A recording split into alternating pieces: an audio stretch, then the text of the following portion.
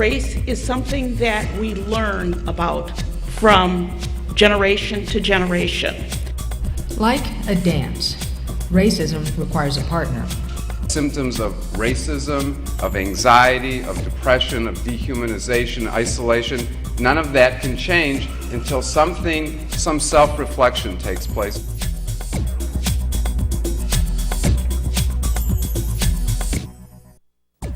Hello and welcome to the Forum on the Psychology of Racism. This forum took place at the Milwaukee Art Museum prior to the start of the NAACP 96th Annual Convention held in Milwaukee. The purpose was to have a serious discussion on the causes and the effects of racism. It's interesting that this forum was held in Milwaukee, one of the most oppressed communities in the country. Milwaukee leads all the negative indicators with employment, underemployment, healthcare, and education. Is internalized racism and institutional racism operating here? Since the taping of this forum, our country was hit or interrupted, as psychologist Dr. Paula Kleiger would say, with Hurricane Katrina. Ask yourself, did racism play into how the Katrina situation was handled? What would motivate one human being to hate another because of the color of their skin or ethnicity? And what would prompt a human being to feel superior just because of the color of their skin? What are the effects in real terms on the victims and the perpetrators as well? Well, those are just a few of the questions a panel of psychiatrists, psychologists, and psychoanalysts examined during this serious discussion on the psychology of racism. On the panel was Dr. Paula Kleiger, a psychologist from Michigan, Dr. Mark Smaller, a psychoanalyst from Chicago, Dr. Quincy Thorpe, a psychotherapist from Milwaukee, Dr. Sandra Walker, a psychiatrist and practicing psychoanalyst from Seattle, Washington, and Dr. Jan van Schaik, a psychiatrist and psychoanalyst from Milwaukee, who helped put the forum together. As a Milwaukee area psychiatrist and psychoanalyst, I have seen the scourges of racism in my practice. The impetus behind this forum is manifold.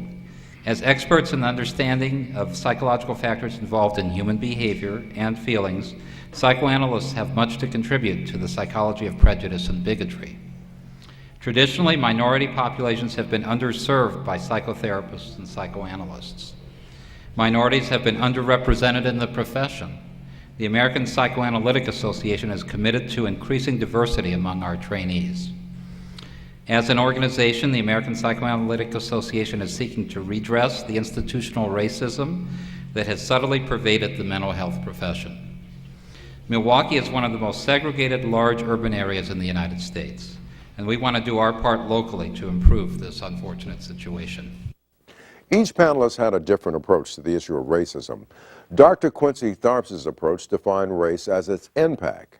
She posed the question for thought. How do individuals or groups perceive who they are, and what does your race mean in terms of your relationship with others? She said race is a relatively new concept. Most of us think about race as a set of biological determinants: the color of one's skin, the curl in one's hair, one's behavior, the food one eats. This is not race. Race is something that we learn about from generation to generation. Dr. Walker said racism was a dance and posed three questions. First, what role does the victim play in the dance? Two, how do people of color cope with the psychological strain of racism in a society today where racism is a reality? And three, what psychological resources can non-white people cultivate and use to live fully in a society where freedom from any number of race-based threats is not assured? Racism involves the creation of a split between one group and another. One group sees the other as possessing bad qualities that one cannot acknowledge in one's own group. In maintaining that split, one group dehumanizes the other group. But in maintaining a split, one group can fall victim to the consequences of ignoring those same bad qualities within itself. When one group perceives the other group as having all of the power, and has an experience or has been told about the brutal exercise of power by that group against one's own group, there's a tendency to want to return the favor. There's a desire to give the other a taste of his own medicine. Dr. Paula Kleiger explored the relational aspect of racism. She said the concept of racial identity is in the eye of the beholder, and it takes two or more to create the experience of racism. Dr. Kleiger posed two questions and presented a scenario on how racism will only be dealt with when there is an interruption. First of all, what leads us to repeat? What leads us to repeat a relationship that involves destructive interactions, to hold on to the pain and the suffering of those relationships? What are some of the ingredients of that repetition? And to what degree are we aware of the part that we play and the different other might play in maintaining the relationship the way it is? I'd like to invite you to think about a situation, perhaps an instance of where you were exposed or you felt exposed to an experience of racism, or even just a very difficult relationship that you have had with someone.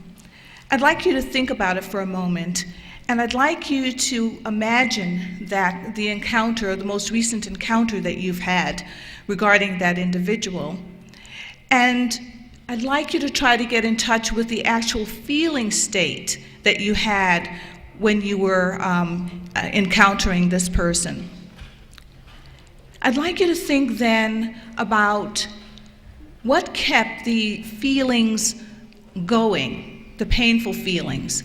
And then I'd like you to imagine that somehow or another a change could take place in that relationship or in that encounter. What would have to happen in your mind for that to occur? This particular enactment, often a dynamic in the fear, distrust, and hate of racism, is a cycle. It's a cycle that is very hard to resist repeating and is very difficult to change unless the cycle is interrupted. And it's my belief that this kind of cycle is not interrupted unless there's a crisis. Crisis comes, and somehow or another, all forces come together around a different kind of cause that has nothing to do with the self and the other that has been interacting the way they have. Dr. Mark Smaller's position was, until we deal with the past, we can't move forward, and his example came from the trial of Edgar Ray Killen in Philadelphia, Mississippi. He said that we could all take a lesson from South Africa. I'm very interested in what people sort of imagine or fantasize or think about. So I was thinking of my own sort of version of this. And I thought about what would have happened if the U.S. attorney in Mississippi had said to the state who brought charges finally against Killen again, and that essentially they said, you know what, instead of a trial, we're going to offer him an opportunity to, we're going to give him amnesty in exchange for an opportunity to talk about, and in the most truthful way, tell us exactly what happened on that night. And even more powerfully, not only does he have to tell the story, but he's going to have to tell the story to Andrew Goodman's 80-year-old mother, who's going to be sitting right in the room with him. Or he's going to have to tell the story to Schwerner's widow, okay, or family members, Ben Cheney, James Cheney's brother, who's still alive, who was 10 years old at the time. And any of these people up here today will attest to the same thing, that until people come to terms with something about their past, and even the horrendous experiences of their past or their childhood, there is no way, there is no possibility of moving forward.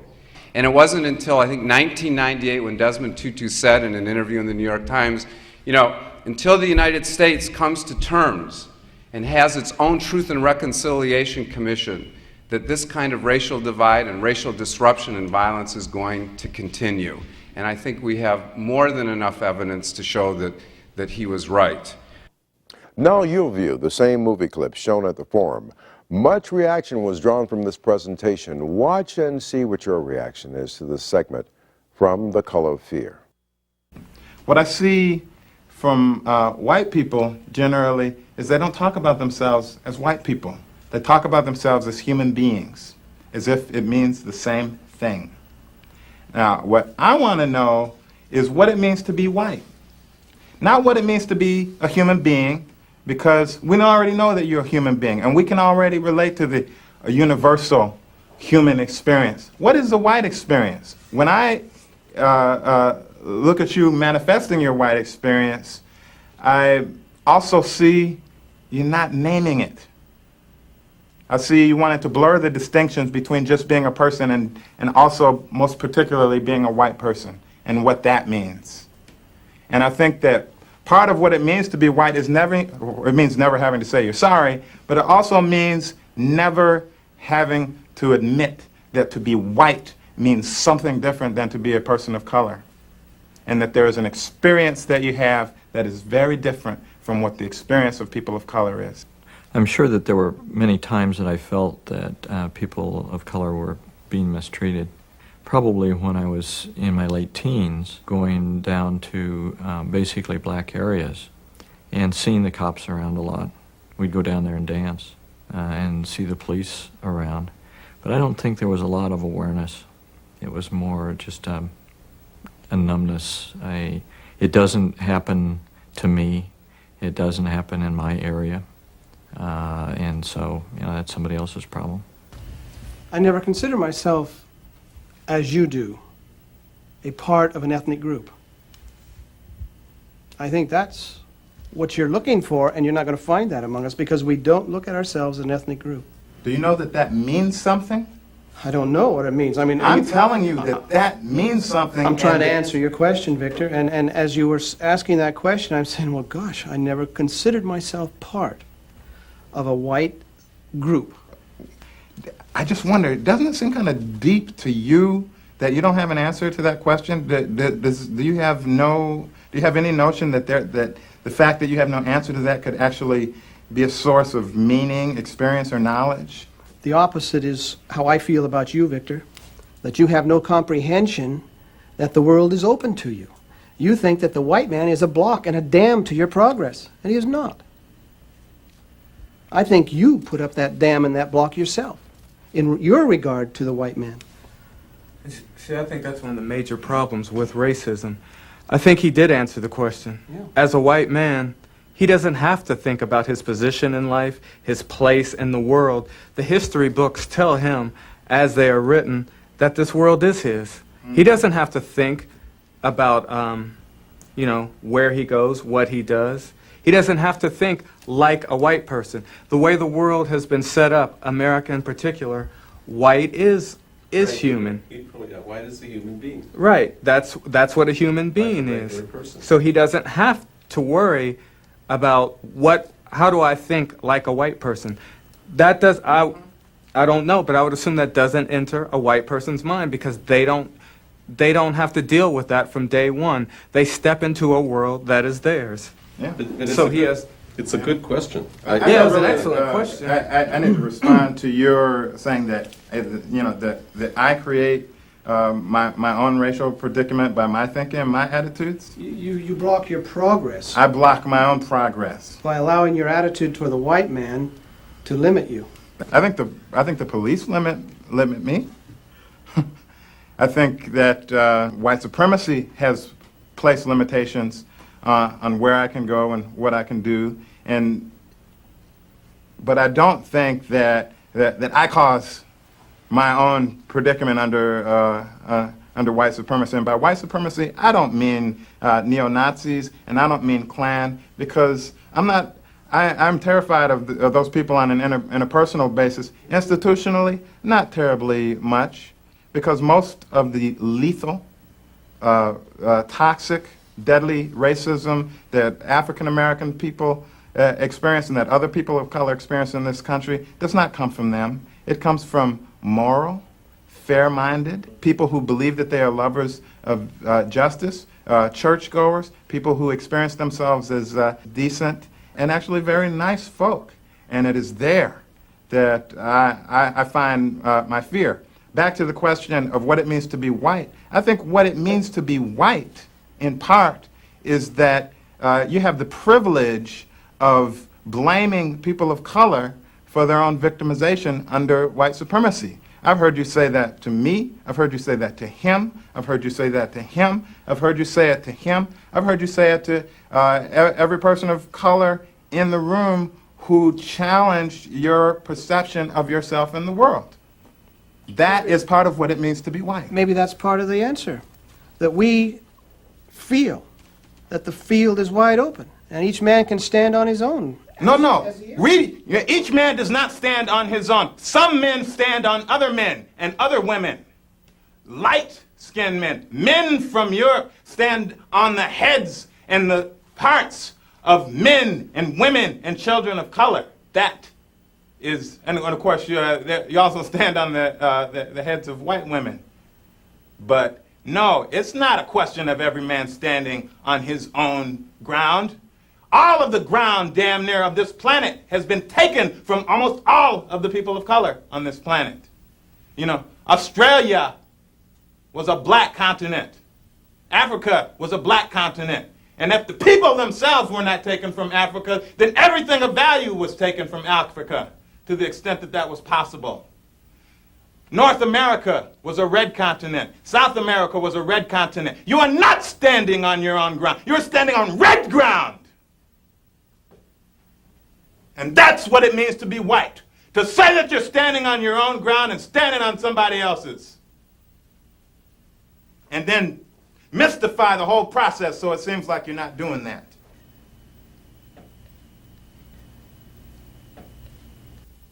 White.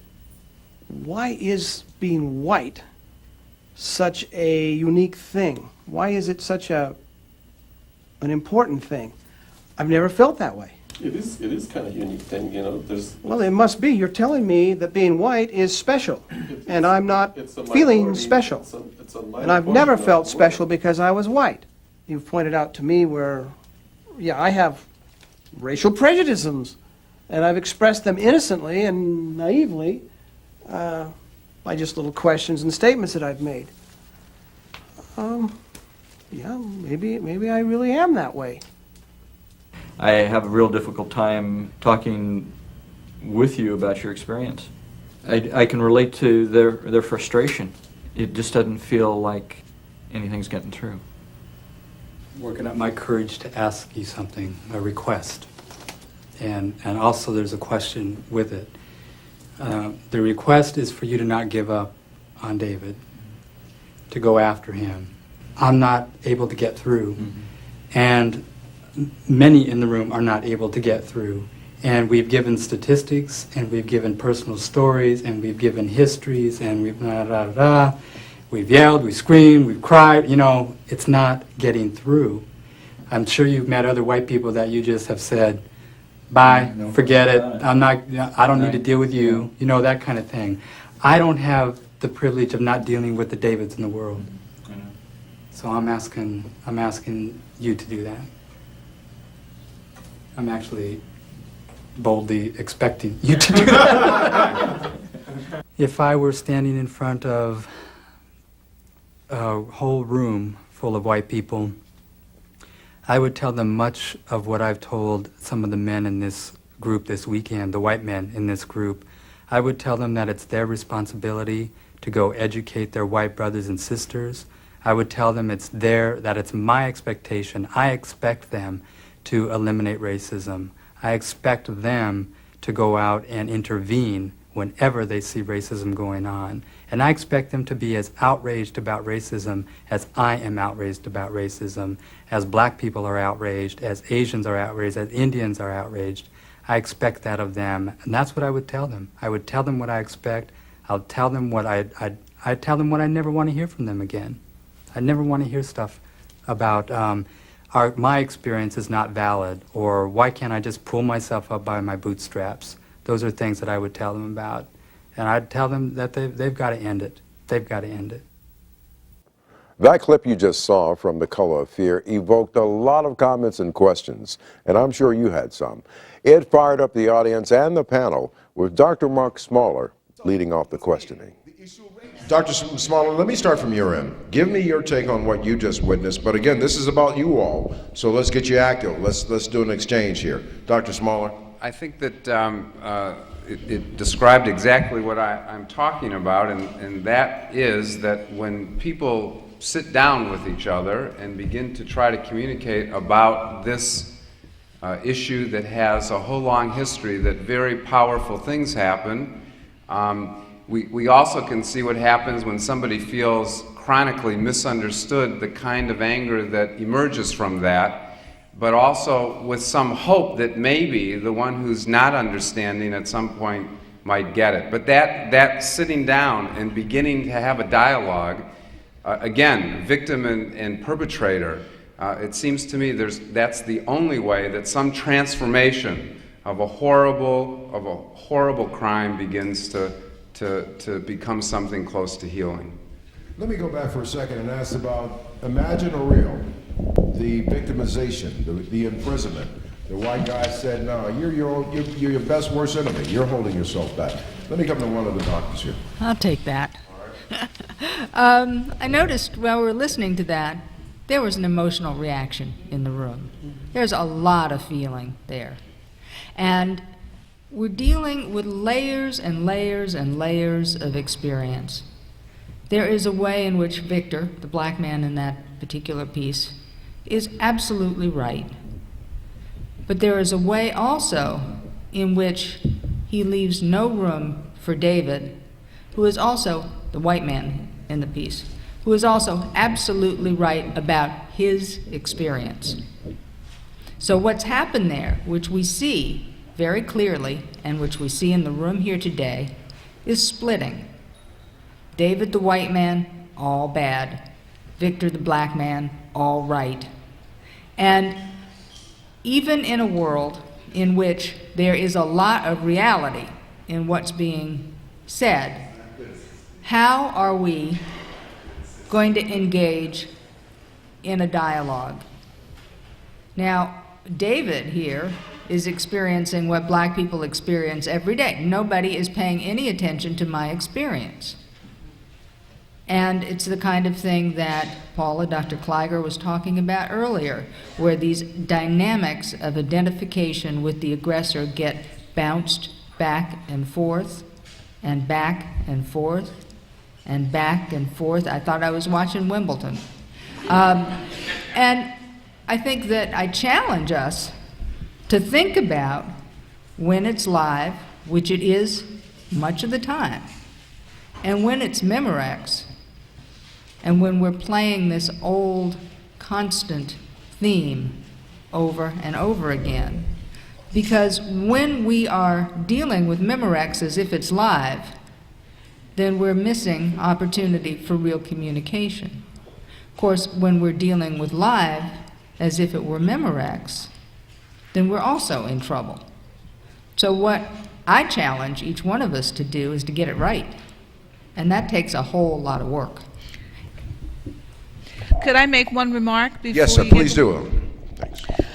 Just to follow up on what Mark and Sandy have just talked about, I think another very important issue for us to talk about with regard to the piece is to note that we're seeing a snippet, right? We're seeing a small part of something that goes on for 90 minutes.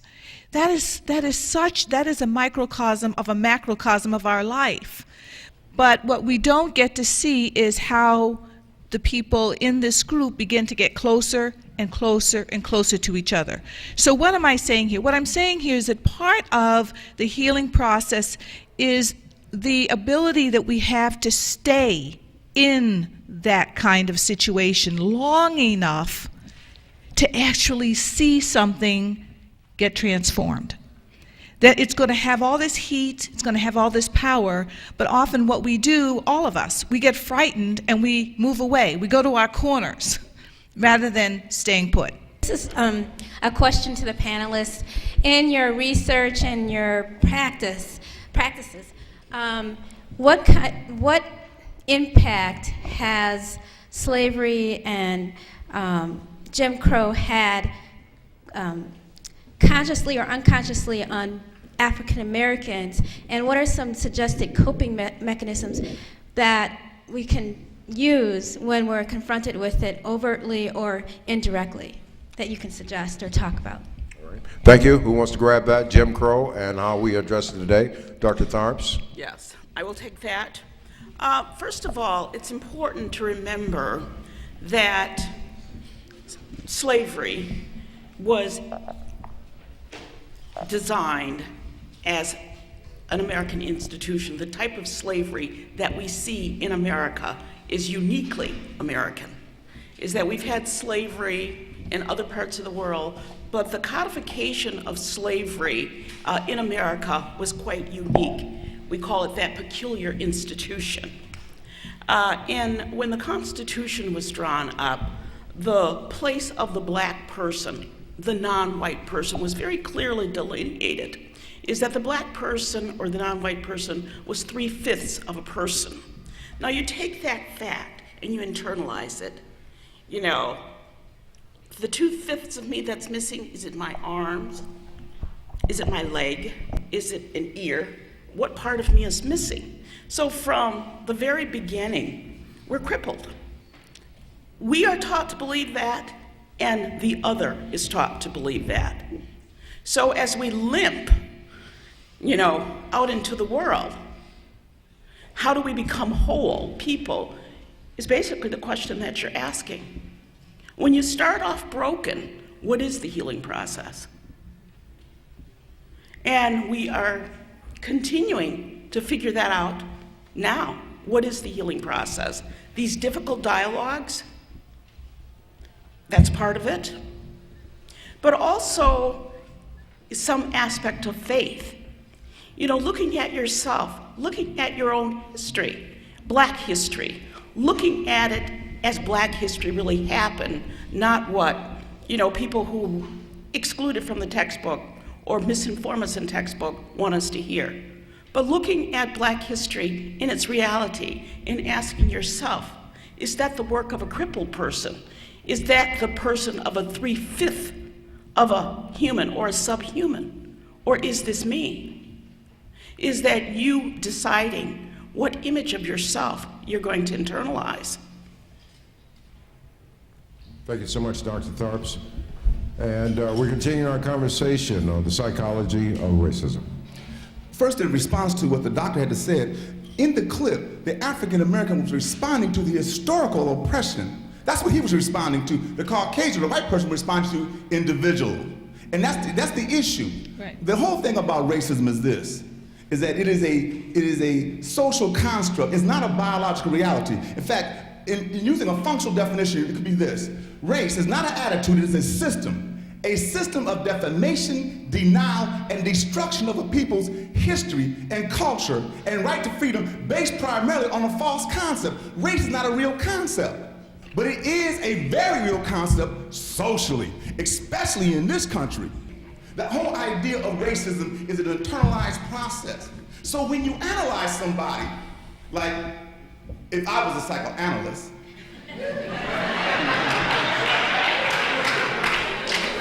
I would do it from the African or African-centered perspective, understanding the historical context of what it has done to us, and trying to analyze the problem as they see it. White people perpetrate racism. We internalize it. We're going to respond to the panel and see if there is a response. And anybody want to tackle this in particular? Let's get you a microphone. I agree that it's going to be tough for white people to do this, but I think from a psychoanalytic perspective, the important thing is empathy, to do the best we can.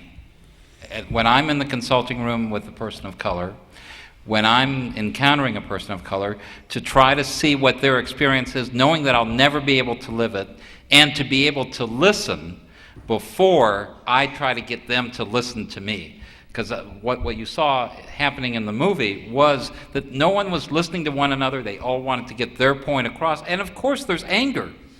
But we all have, I especially have to try to listen as being part of the group of perpetrator. One of the most important and fundamental aspects of psychoanalysis is its focus on history.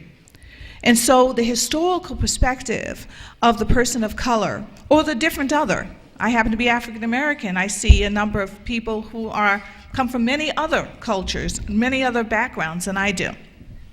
But the key is to allow and be open to all of the experiences that the individual brings. And the way that happens best is if we are allowing ourselves to listen and to have feelings, and to use those feelings that we have with our patients to understand, to listen and to try to understand, and to begin to understand their experience, not our experience. So that's a very important aspect of our work, is this historical perspective, and that is coming through in the film, and that's why it's so painful, because the two people are in different points in time in some ways, although in the moment, everything that's related to the past is right there in the present. Okay. Let me add to that. Okay. Paula said earlier, and I think we need to keep that in mind, is that the unconscious is timeless. That what may be chronologically historical may be very much alive in the moment, in something that has been passed down from generation to generation. That's right. So our history and our present are not that easy to disentangle. Right. It's fascinating to me that later on in this film, there's a Hispanic gentleman who points out the responsibility of white people to end racism. And I've been in audiences talking about race where white people have said, well, black people have to teach us how to end racism. And this gentleman just said, we have to end racism ourselves as people of color. And I submit that in order to end racism, if we ever are able to do it, it's going to take everybody's together best efforts, which is why these discussions are crucial. You mentioned that our past, our history, and our present aren't that far apart. Is there a time where we get comfortable using our past to not take affirmative action, or positive action rather, in our present? Yes.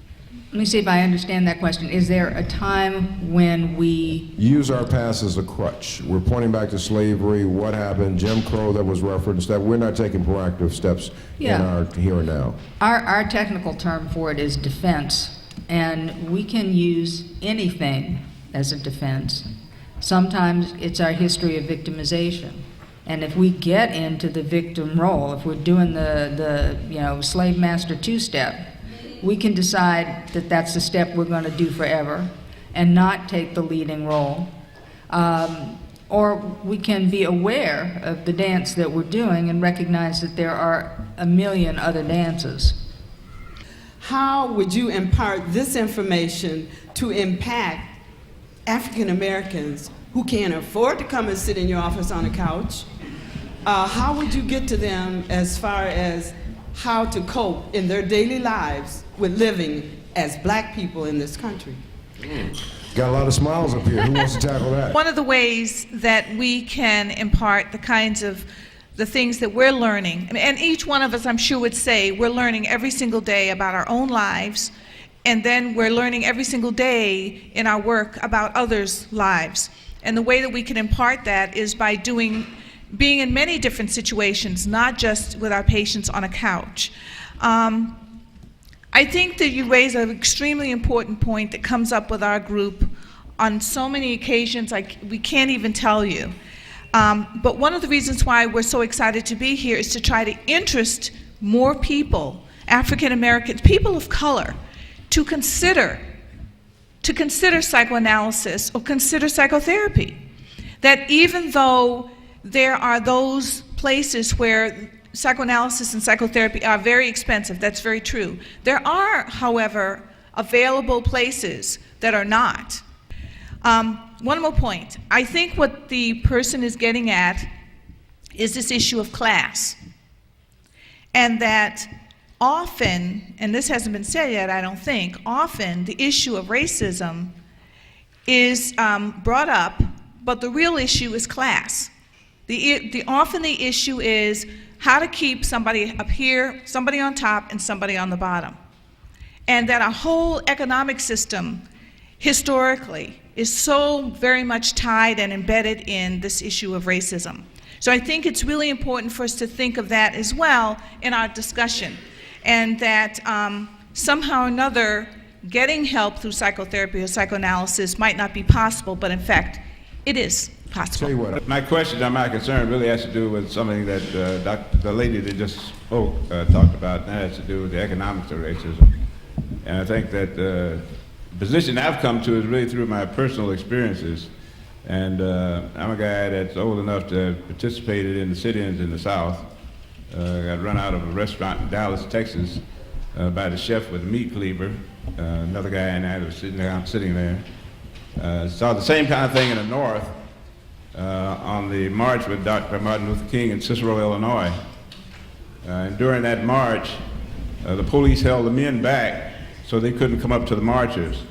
But the women and the children were allowed to come under the police line, come up to us, kick us in the leg, spit on our face, threw eggs, tomatoes, and that sort of thing on us. And the march continued until Dr. King got hit in the head with a brick. Now, as a result of that, this North and South, seeing that kind of thing go on, and seeing the kind of hate on the faces of these children and women when they came up to us, was unbelievable to see their faces. They looked like animals. And that sort of brought me to the conclusion that I had to do something to at least internally, to accommodate myself. And I determined that education was the way to go. And as a result of that, I ended up, for the last 15 years, working for a major American corporation. But that's an accommodation. That's not a solution to the problem. Right. And sort of what I'm looking for today is how do we solve this problem, the problem of racism? Maybe this is just the beginning. Maybe this is the beginning. Right. Hopefully that's what it is. Mm-hmm. But just how do we get to the end? How do we get to a solution? I'm going to ask all of you all to tackle that, because that's why we're all here. We're here to address the issue of racism. I guess one of the important ways, I think that's such an important comment about we're looking for causes, solutions to, and some of the causes of racism. And I have to say that it is simple, but it's very, very difficult. It is this kind of meeting. And this is the beginning. But what often happens is we have a wonderful moment like this in time, and then we all go away, and we go back to our everyday lives, and we do not come back together. We do not make a commitment to continue the process. And that means an individual commitment, because we are all doing what we really need to do with our lives. So the point is it possible for us through this engagement to actually make a commitment to go back and take another step? Take another step toward working on these issues of identifying what are the causes, what maintains our own negative perspectives of ourselves, unconscious ones, okay, that then lead us to hurt ourselves, and what kinds of things do we actually do that tend to encourage the different other who might and often may display racism to treat us in particular ways. We have to work at that actively every day. One of the ways I do it is that I don't just sit and see patients. I do a lot of work in organizations, businesses, because I want people to see an African American woman. I want people to feel like there's an opportunity to talk with someone who can talk about psychodynamic ideas and have their feelings and learn and change. Each one of you in this audience, each one of you has a calling. And part of that calling is related to your racial identity. What is it? That would be my question. I want to respond to something this gentleman said, because it was such a vivid picture. The picture of small little girls out there with their mothers throwing things at black people walking through town. Now let's stop and get a mental picture of that for a minute. What is it that these women and children were so afraid of? I think when we look at the dance, there is the victim and there is the perpetrator. But what is it that has gotten so much arousal going in this community? And I think historically it has to do with change and a sense of vulnerability. But how does that get communicated to little girls? And I think we need to, as communities, begin to unpack all of that and try to figure out what these fears are. I mean, you're walking down the street, you know, how is that going to scare, in the real, here and now world, anybody? But there's something awfully scary that we don't understand. Let's go back here. Good afternoon. My name is Dr. Hillary Wynn. I'm a psychiatrist, child and adolescent. I grew up here in Milwaukee. And I have a few thoughts. One is that in working with clients of multiracial groups, different cultures, it is infested within them. I work with Guatemalan kids, I work with Hmong, I work with different races, and their belief is the darker you are, the worse off you are. And when I worked on the Navajo reservation, it was true there. The darker you were, the worse off you were. And within our homes and our families and our communities, the darker you are, the worse off you are. And I'm talking about African Americans. When I went to the Caribbean, again, they're all black, you were down island, or you were light skinned, or you're educated. And I'm just saying, it's a constant flow. I thought going other places I wouldn't experience it, and I experienced it more. I went down south, it was because you're north and you're light skinned. The other thing I wanted to say, the last thing, is a situation.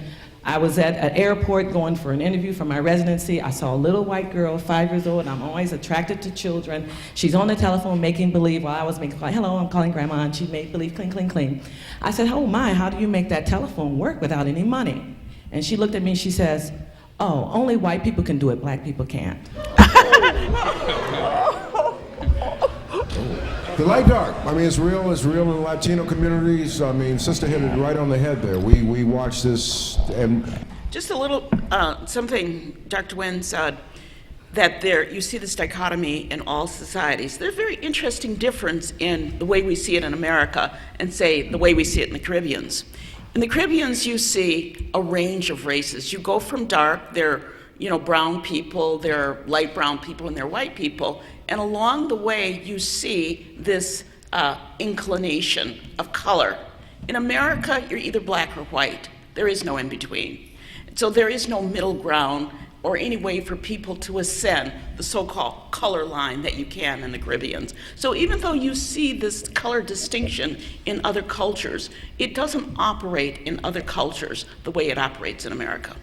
Hi, I'm Alderman Joe Davis. I represent the city of Milwaukee at the local level. And one of the things that I was disturbed about on the caption of the video is when the young African-American gentleman asked the question, how do you identify yourself? And then the Caucasian responded, well, we don't try to identify ourselves.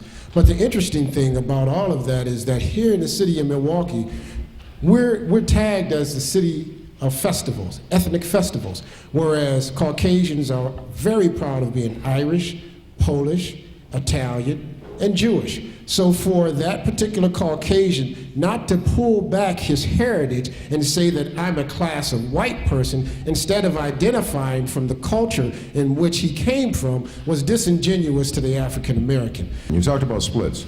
It seems like this country, we forgot all about color on September 11, 2001.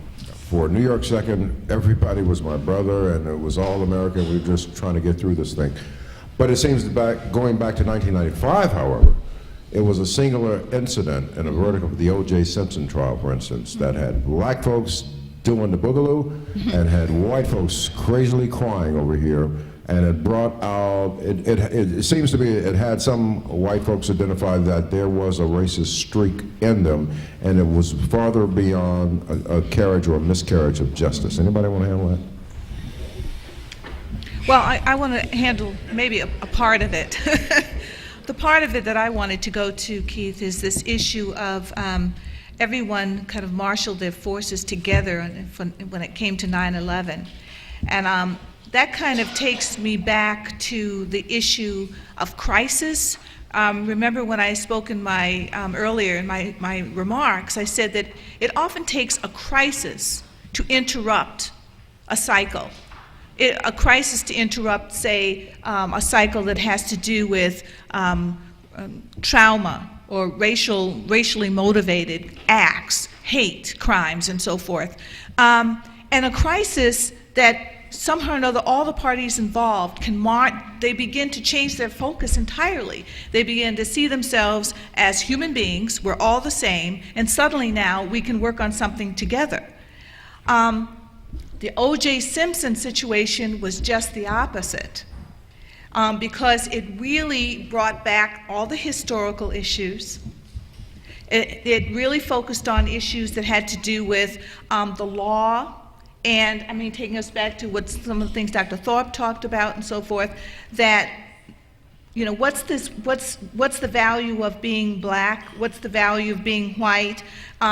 Is there going to be an injustice here if O.J. Simpson gets off? So there were all these old issues that were never get talked about or dealt with, were issues in that trial, but yet no one was really talking about them in a forum like this.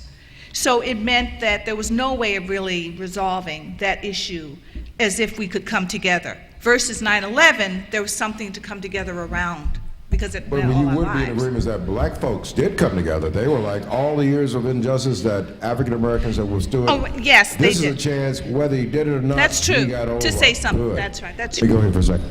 Okay, my name is Ronald Adams. I've been in the military for 17 years, and with the National Guard right now. The first thing that came to my mind was not many people, I think, have seen that video. Okay, that was one thing that came to my mind. The second one was not many people, like we heard other people say before, get to visit people such as yourself.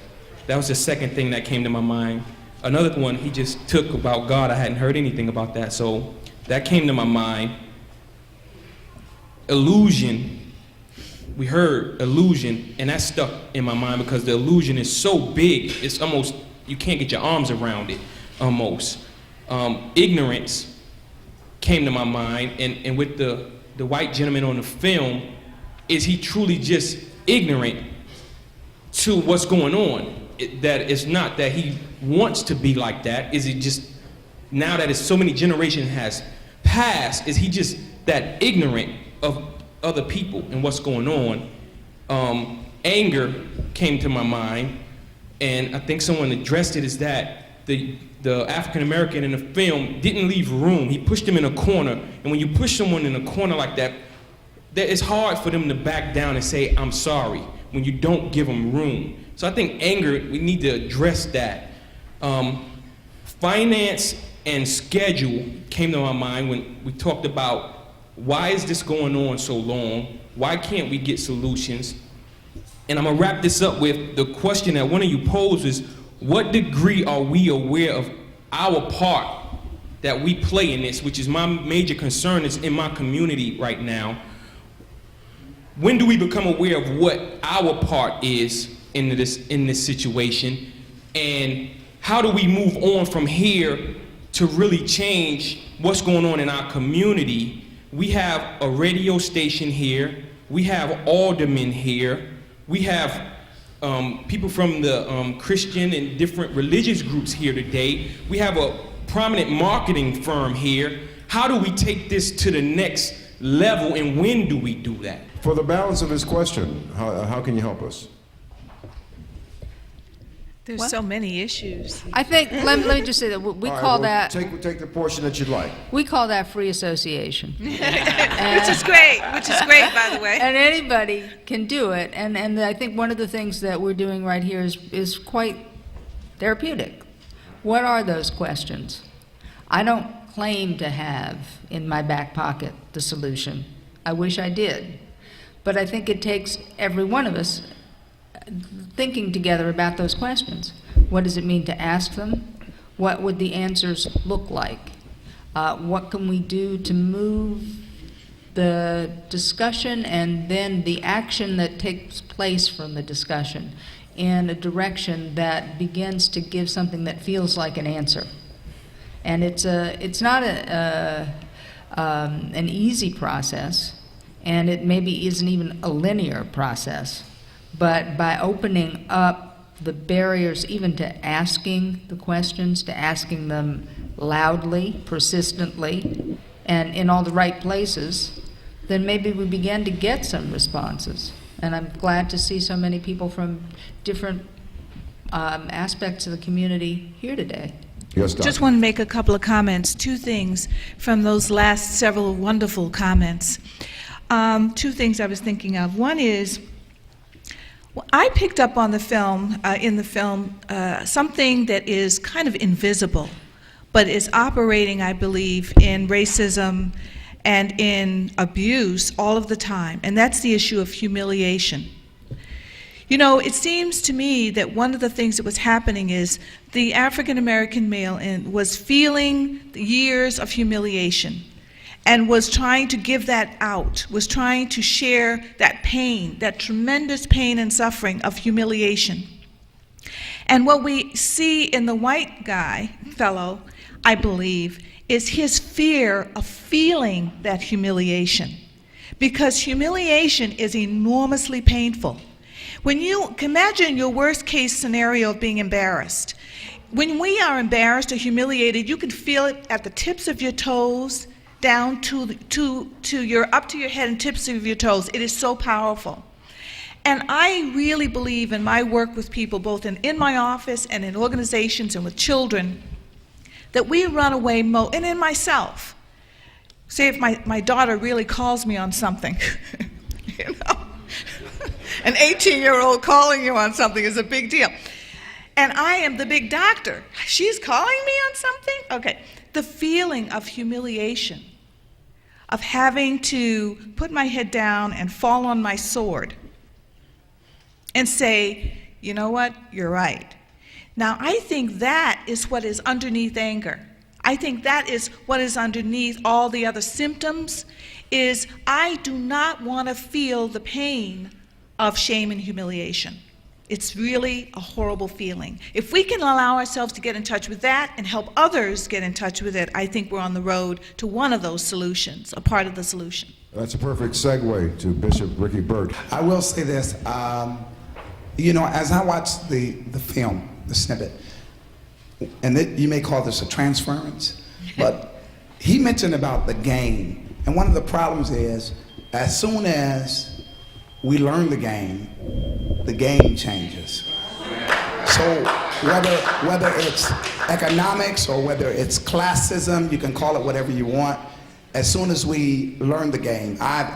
I know that from, as you say, experience, having been at the college conservatory at the age of 14, studying guitar, and having gone to Marquette University, where a person asked me, being that I'm black, if I cut, will I bleed red blood? College. And all of these things. But what happens is, I believe that the game changes.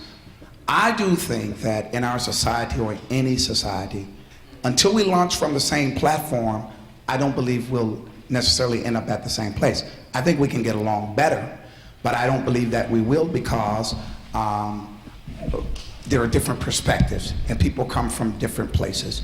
Whether it's the brother who's frustrated or the white guy who says, well, I don't look at myself really. You don't have to. Not when certain things, as it said, are handed to you, you're able to stand on people's shoulder. So in the final analysis, I came here today to learn. I came with my son, and so that we could share and learn together, because I always like to hear what people are thinking and where they're coming from, because I really don't think we can help people to get where they're going, as I've learned from my own history, without me looking at myself. And I think each one of us have to look at ourselves. I don't really think the white man keeps me from getting anything, but then as I listen to this brother, I don't know if that's really because I've settled for less. But I've been in the thing for so long, I really couldn't tell you. Having been born in it, raised in it, I really don't know. That's a very good point. And so I don't know if I've settled for less, or if where I am is where I would have been. My name is Art Heitzer. I'm a lawyer in Milwaukee, and I wanted to reemphasize Oshi's point much earlier, that racism is a method of control, and focusing on individual prejudice is secondary, and I think you have to see it in that context. Dr. Tharps made reference to the 3/5 part of the Constitution, that infamous reference. I read history just a little bit differently. If you look at Du Bois, Black Reconstruction, free black folk were allowed to vote before the vote was taken away. If you look at Milwaukee's history, initially the few black folk here could travel, and then when they came in significant numbers, there were laws and regulations that they had to go up in the balcony for theater, etc.